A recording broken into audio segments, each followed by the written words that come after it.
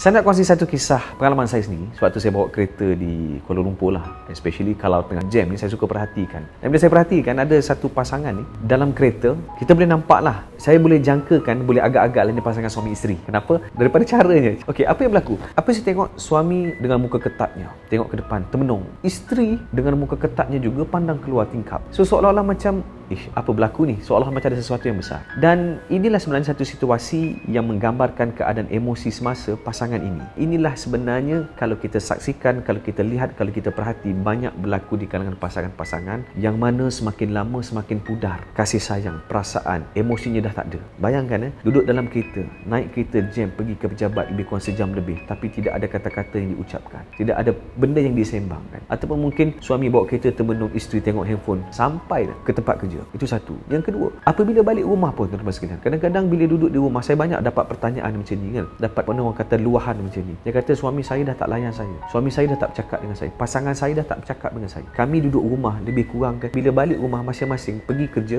balik kerja duduk rumah tak bercakap. Bahkan masing-masing tengok handphone, tak bercakap, tak berkomunikasi, tak makan bersama. Masing-masing buat kerja sendiri. Begitulah rutin harian. Bahkan ada saya jumpa satu pasangan sudah berbelas tahun duduk dalam keadaan macam tu. Kenapa berbeza daripada dulu dan sekarang? Kenapa sewaktu saat bercinta, macam-macam ucapan yang diucapkan? Salah satu sebabnya tuan-tuan sekalian, kerana apa? Sebelum kahwin biasanya yang ada adalah cinta. Sebab itu bahasanya indah, kata-katanya indah. Tetapi bila berkahwin, kadang-kadang disebabkan hak dan tanggungjawab, disebabkan menunaikan fokus nak menunaikan tanggungjawab, kadang-kadang kita terlupa cinta yang sebenarnya kita bina. Tujuan kita berkahwin kerana cinta tadi, rupanya kita lupakan disebabkan apa? Oleh kerana semata-mata menunaikan tanggungjawab. Dan itu menyebabkan apa? Rumah tangga tidak ada warna. Apatah lagi tak bergurau, tak bercakap. Bercakap ni tuan-tuan sekalian, semakin kurang komunikasi, semakin kurang emosi. Kenapa? Sebab kata-kata boleh membangkitkan emosi. Tapi bila kurang berkata-kata, bagaimana nak meraihkan satu perasaan cinta disebabkan kurang kata-kata. Dan sebab itu tuan-tuan sekalian, bayangkan dalam rumah tangga apa berlaku. Semakin lama semakin pudar, semakin lama semakin hilang perasaan, semakin lama semakin dah rasa tak sayang. Bahkan kadang-kadang semakin lama rasa macam dah tak ada apa-apa dah. Semakin mana semakin pudar hatinya. Yang saya bimbang, semakin lama semakin tawar hati. Bila tawar hati apa berlaku?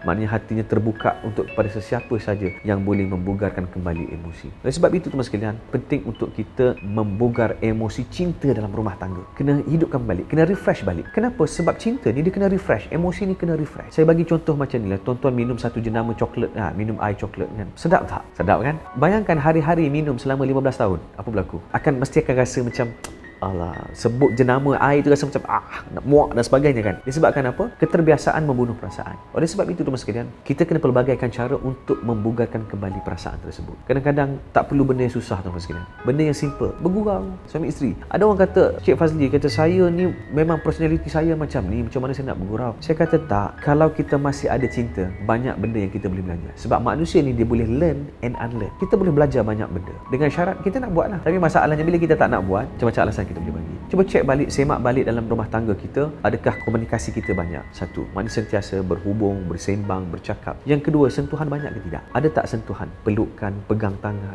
Ada tak sentuhan tersebut? Kemudian ada tak momen-momen yang kita khususkan untuk we time, pasangan suami isteri? Tak perlu ada anak-anak. Walaupun ada anak-anak, ada tak masa sedemikian? Ini yang harus kita tengok balik dan cuba tengok balik berapa banyak masa yang kita habiskan. Tengok balik patternnya dengan pasangan ataupun sebaliknya. Kita kena tengok pattern ini supaya kita menilai keadaan masa-masa rumah tangga kita ni berada di tahap mana. Dan adakah tuan-tuan dan puan sekalian sekarang ni berasa puas hati dengan pasangan anda? Maknanya dengan keadaan sekarang. Tujuan saya bila saya tanya soalan ini bukan untuk menyalahkan, tetapi untuk kita menilai apakah yang boleh kita lakukan untuk menambah baik rumah tangga kita. Semuanya boleh kita ubah. Manusia boleh berubah dengan syarat apa? Masih ada cinta. Jadi insya-Allah saya akan kongsikan selepas ini dalam video seterusnya apa tips yang boleh kita buat untuk nak mewarnakan rumah tangga kita supaya emosi cinta kita berkekalan dan sentiasa segar, insya-Allah.